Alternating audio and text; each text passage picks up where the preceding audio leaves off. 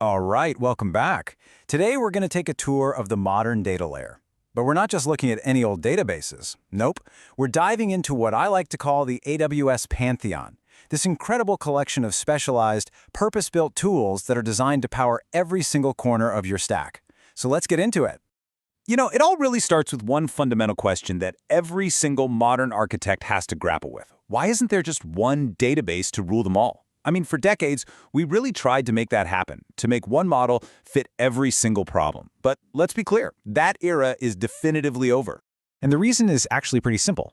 Our applications have completely changed. We've moved away from these single, giant, monolithic applications and into a world of distributed systems, microservices, and serverless functions. That's a huge shift in architecture, and it means the data layer, the absolute foundation of the stack, it had to evolve too. Trying to stick a monolithic database in a microservices world, well, that just creates bottlenecks and kills your ability to scale. So let's just visualize this for a second. In the old world, right, you had one giant application wired up to one equally giant relational database. It was simple, I'll give you that, but it was also incredibly brittle. Today's world, though, is all about microservices. You might have one service that handles user profiles, another for the shopping cart, a third for generating recommendations, and each of these services has a totally unique data shape and access pattern. If you try to force them all into the same database model, you're just asking for performance nightmares and a whole lot of complexity for your developers. And this brings us right to the core philosophy behind the AWS database portfolio and honestly, modern architecture in general. Use the right tool for the right job. It's really about moving away from thinking you have one Swiss Army knife that can kind of do everything to having a full-blown mechanics toolkit, where every single tool is perfectly designed for one specific task. Okay, so where does our tour of this amazing new toolkit begin? Well, we got to start with the foundation, the bedrock, the technology that has powered countless systems for decades.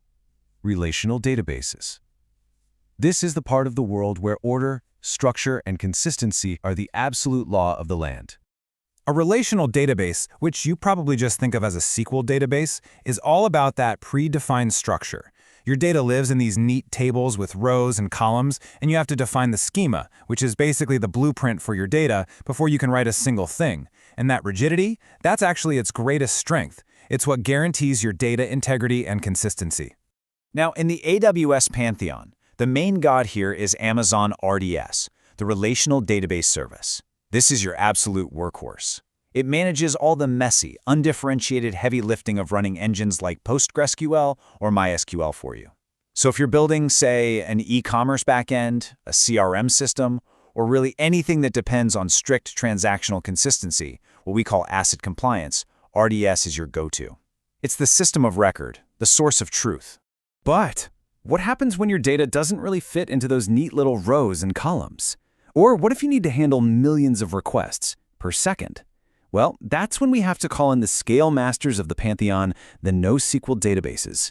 First things first, NoSQL doesn't mean no to SQL. It really stands for not only SQL.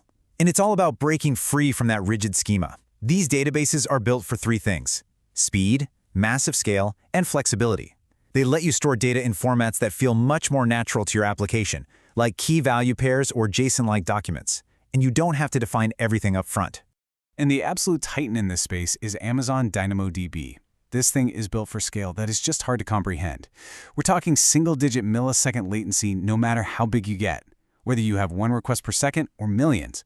Because it's a key value and document store, it's incredibly fast for the simple get this, put that operations that power huge user-facing applications like a real-time gaming leaderboard or the backend for a viral mobile app.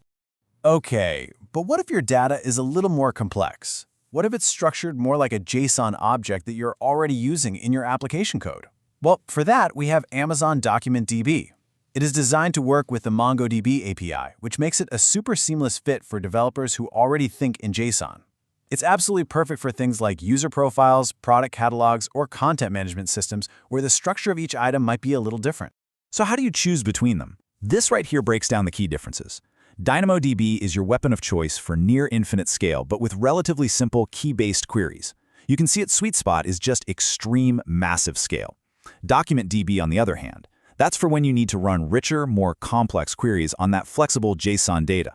They both have a place in the modern stack, often living side by side, powering totally different microservices. Okay, we've covered structure and we've covered scale. But what about just pure, unadulterated speed? For those applications where even a few milliseconds is just too long to wait, we need to bring in the speedsters, the in-memory databases. The concept here is brilliantly simple. Hard drives, even fast SSDs, are incredibly slow compared to RAM. So an in-memory database just keeps the entire dataset right there in main memory, cutting access times from milliseconds all the way down to microseconds. This is an absolute game changer for real-time applications. In the AWS world, you've got two key choices here, and the difference is crucial. Amazon ElastiCache is the classic use case. It's a caching layer. You put it in front of a slower database like RDS to absorb all the repetitive reads and speed things up. But, and this is a big but, if that cache goes down, the data's gone. You have to rebuild it. Amazon MemoryDB for Redis is different. It gives you that same insane microsecond latency, but it's also durable, which means it's designed to be your primary database. So think of it this way. ElastiCache is a temporary speed boost, MemoryDB is a permanently fast engine. Let's move on to our final category, and this one solves a problem that none of the others are really built for. What happens when the most important thing isn't the individual data points themselves, but how they are all connected to each other? For that, my friends, we need the great connector, the graph database. Instead of thinking in tables or documents, a graph database thinks in terms of nodes, which are the things, and edges, which are the relationships between those things. This structure lets you ask incredibly complex questions about connections that would be painfully slow or maybe even impossible with a relational or NoSQL database. And this is where the power of Amazon Neptune comes in. It is purpose-built to manage billions of relationships and traverse them in milliseconds. Think about a social network. You can ask questions like, show me all the friends of my friends who live in Seattle and also happen to like the explainer. Trying to do that with a bunch of SQL joins is a recipe for a bad day. Fraud detection rings, recommendation engines, these are all graph problems, and Neptune is the tool built to solve them. So, we've toured the pantheon, we've seen the gods of structure, of scale, of speed, and of connection. Now comes the most important part, the architect's choice. How do you take all these powerful tools and actually assemble them into a cohesive data layer that works? This slide right here, this is your cheat sheet. This is the big takeaway. Your stack isn't just one of these things. It's a composition. You can see it in the table. You'll probably have RDS for your core order data, DynamoDB for handling user session state at scale, DocumentDB for your flexible product catalog, ElastiCache sitting in front of RDS to speed up reads, and Neptune over on the side powering your customers who bought this also bought this feature. They all work together as a team. So the crucial point, the thing I really want you to walk away with is this. Stop searching for the single best database. That's a relic of the monolithic era. The job of the modern architect is to be a composer, skillfully selecting and combining the right databases to create a data layer that's resilient, scalable, and incredibly performant. And that leaves us with one final thought to chew on. This pantheon we've talked about, it isn't static. As new workloads like generative AI, vector search, and massive IoT fleets become central to our applications, you can bet this pantheon is going to grow. So the real question for all of us building the next generation of the stack is, what new purpose-built databases are coming